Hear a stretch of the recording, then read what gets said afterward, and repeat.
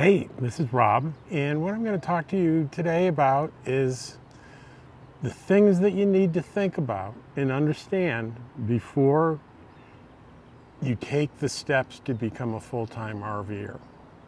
Well, first off, what are some of the primary reasons for entering full-time RV life? And one of them is going to be financial. You can save a lot of money by living in an RV, especially in the western part of the United States, if you're willing to what they call boondock, which is that you camp or live on public lands without the benefit of electrical, water, and sewer hookups like you would in an RV park. And that takes a little bit more investment than just buying an RV. What you want to do is you want to buy an RV and you want to upgrade it with solar and lithium batteries, which can be anywhere from $2,000 to $10,000, depending on how hog wild you want to go. My setup on my 21-foot Micro Mini, it's a Winnebago 2021 Winnebago Micro Mini 2100 BH. It's a 2100 foot. That'd be a long trailer, wouldn't it? How about a 21-foot travel trailer? And I have maybe in batteries, I've got about $2,700. I've got a few $100s in wiring and switches, and then basically probably $1,000 in, or a little bit more, maybe like $1,500 in solar panels. And then another maybe $300 or $400 with an inverter, which takes the battery energy and turns it into 120 volt, so you can run your major appliances off the battery. Anyway, I'm diverging from the purpose here. I'm going to use myself as an example for a lot of this. In the winter, I winter down in Quartzsite, Arizona, and I live with friends in the desert in what they call a long-term visitor area, and that is public lands, but there's a fee of $180 for the period September 15th through April 15th. So it's $180, and you get access to fresh water, a dump station, vault toilets, and you don't have to move. Otherwise, on public lands, you generally have to move at least 20 or 30 miles away from where you are every 14 days. But if you're in a long-term visitor area, and it's not just one area, there are actually four of them, four separate ones in Quartzsite, and there's at least two down in Yuma and maybe three more in Southern California, that all you have to do is pay that one fee and you can move from one to the other with any time you want during that period. Anyway, again, getting off the track. And then I'm up in Pahrump. I'm a member in a RV resort that's a member-owned resort, and I paid about $2,600 for that membership, and I pay $300 a year membership fee, and basically I get almost free 35 days of camping a year. Then every day after that is $16.75. And I can stay up to 9 months here, which is plenty because I'm definitely more than 3 months down in Quartzsite. So if all I wanted to do was live down in Quartzsite and live up here, we're talking about, including electricity, about $500 a month if I'm up here with full hookups in Pahrump, and then $180 I go down from, say, the beginning of November through probably March. So you can see how I'm paying a lot less than the average person pays for rent anywhere in the country, really. So there's the savings. That's a high motivator. Another motivator is really enjoying nature and enjoying the life of living in amazing places. If you consider living in the desert an amazing place, this might be for you. If you think, oh my God, I couldn't possibly do that, then it may not be for you. A lot of people, when Summer gets here, they go to higher elevations like in around Flagstaff, and they're around pine trees and mountains and a lot of people like that. So there are a lot of environments you can RV in and live in for not much money. So let's say you had to stay in one place for a long time due to medical reasons. And I bring that up because I've got a medical problem right now. I've been limping around since the end of January, and today is May 30th. So that's a long time with a problem with my right hip and my right leg. And what I decided to do about it was I want to try to avoid surgery. So they say get a good physical therapist, see them regularly, follow their directions, and also do a deep tissue massage therapist. And since I have a mega high deductible on my insurance, I have to pay out of pocket for that. So that's what I'm doing here in Pahrump. But I've been here since April. And I go to my physical therapist once a week. I go to my massage therapist once a week. I do some weight training on my bad leg and bad hip every day. I do a walk every day, but I'm kind of stuck here if I want to do that. So I have a place where I can go that's costing me about $500 a month for full hookups, where I have access to all the medical care that I need. And if I needed to do that year round, still $500 a month to stay someplace is, it's, you can't rent any place, really, anywhere that I've ever heard of for that little amount. So I think I did mention I can only stay in my membership 9 months out of the year, but I can go down the street if I wanted to, if I needed to stay here. There's a couple of other resorts about the same price. I could go out there for 3 months and then come right back in. So it's really not a big deal. But here, if you like everything you hear so far, here is the thing that may be hard for you to judge is, are you going to be comfortable living in the confines of an RV? Yeah, there are lots of different sizes of RVs, and as many different tolerances for lack of space. I've lived in huge houses and small apartments. Right now I said I have a 21-foot RV, and I had a bigger one. I had a 27-footer before I went full time. And I had the luxury of owning an RV. I had a 27-foot trailer that what I decided to do was move out of my high luxury, high-end, very expensive apartment in Northern Virginia and move into my RV and see if over a long period of time I would be comfortable. And I did that for almost 3 years. And for me personally, I was more comfortable in the small space than I was in the big fancy apartment. So in that respect, I'm lucky. I like living in a small space. I'm comfortable, but I did get to test it out and make sure before I made my commitments and headed out on the road. I actually bought a new RV, traded in the 27-footer for an even smaller one, because I decided, hey, I'm so comfortable in this size. Could I go a little bit smaller? Yeah, I could, and I was right. I'm perfectly comfortable. Why would I go smaller? It's less weight. It's easier to tow, easier to maneuver. I can get into more spots. It's just, for me, smaller is better.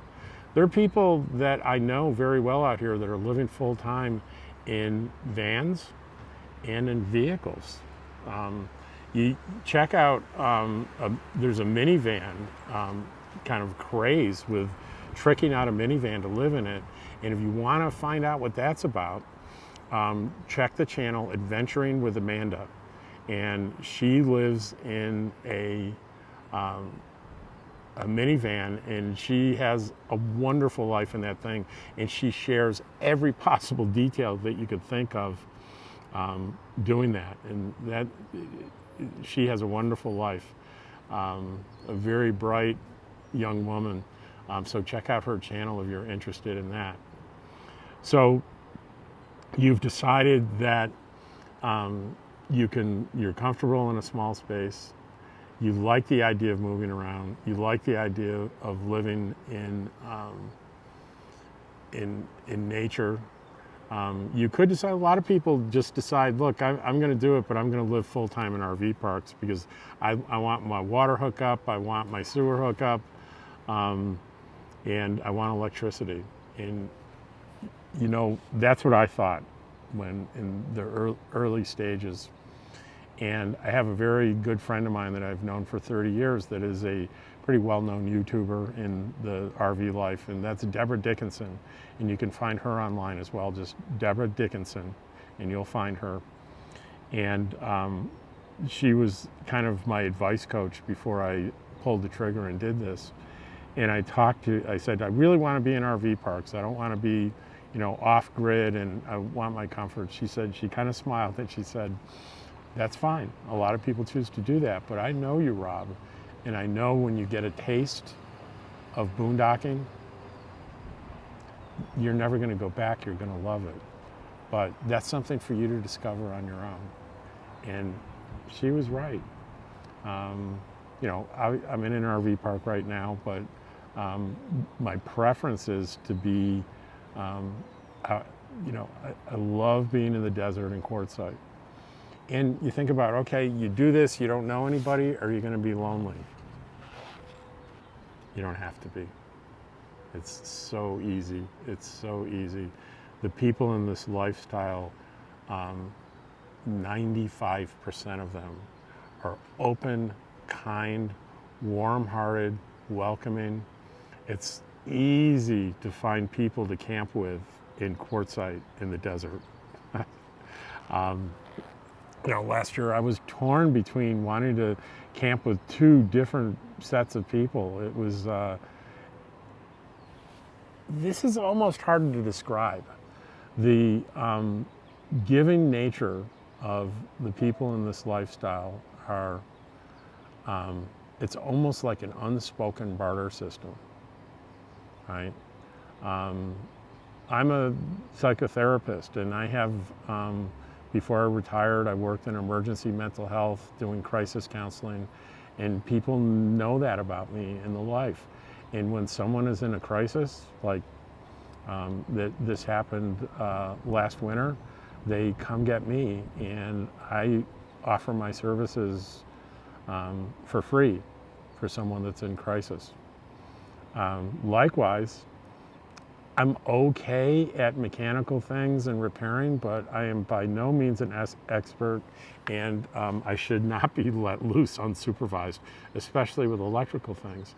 But there are people out there that really know that stuff, and they'll come help me, and they'll come help me they won't ask for anything.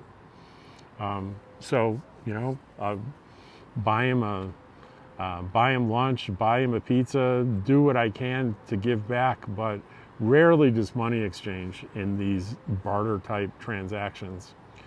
And when someone is really in crisis and really in need, and I just don't mean mental health crisis, but they're having a hard time with something, the rig is broken down, they don't have any money to fix it, it's going to get fixed. It gets fixed every time, because there's so many people in this lifestyle that are so open and caring. I kind of knew this before I went out here, but the reality of it was so much more heartwarming and amazing than I ever thought it would be.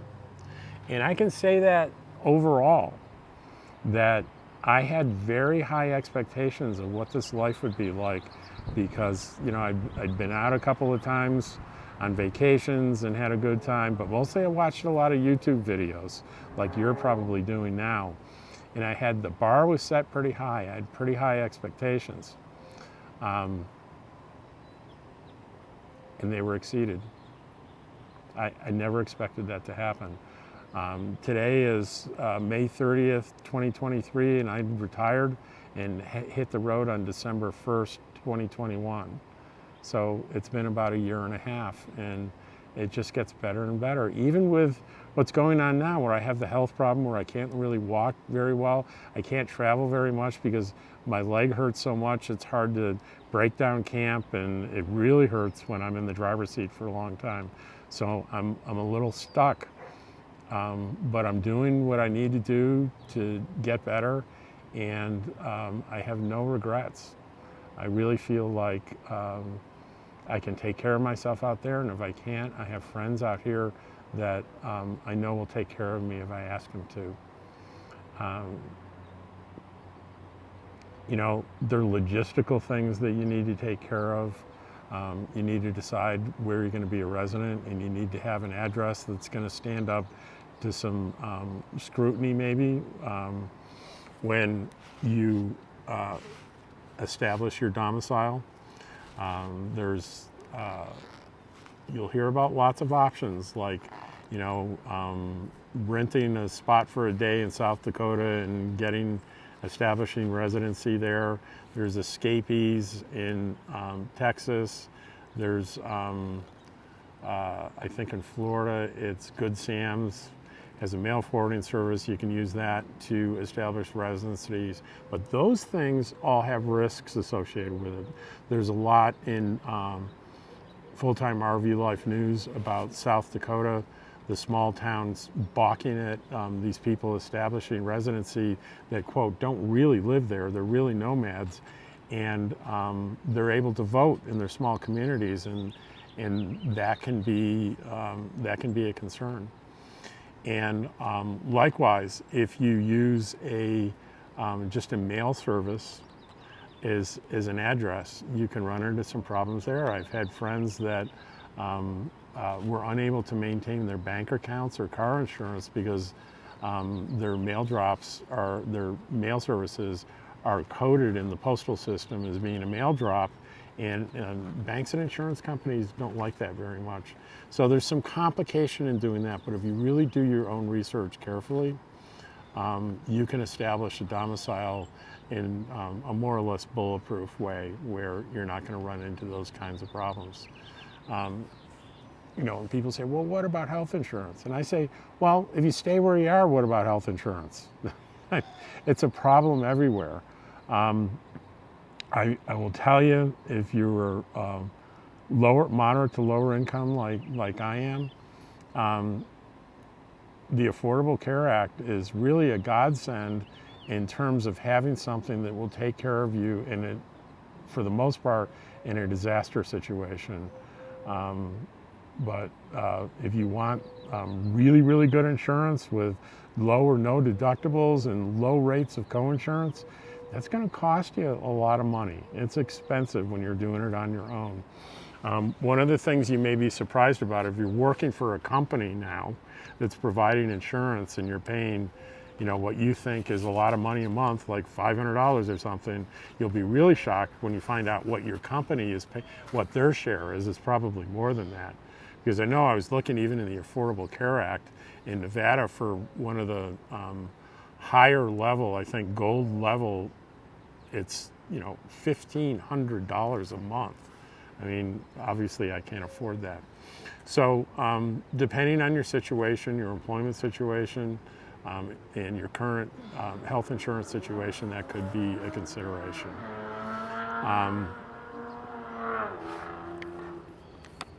Hang on.